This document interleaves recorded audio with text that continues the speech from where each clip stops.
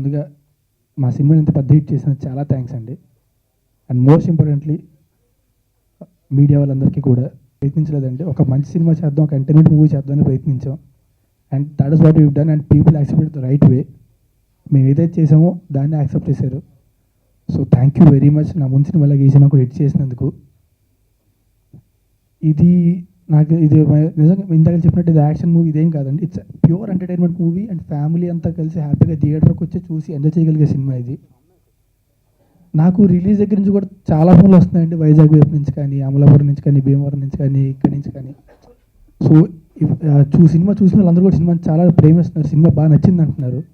And it's picking up every single show, ప్రతి షోకి సినిమా పికప్ అవుతుంది, చాలా బాడుతుంది. So I'm really happy that.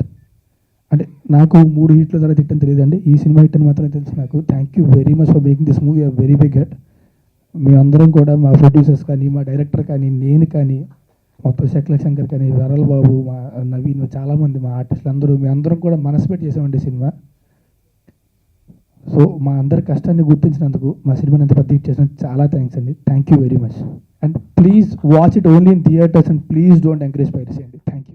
Sitamahalakshmi help అడిగిందే, ఈ క్షణం కలయా నిజమా,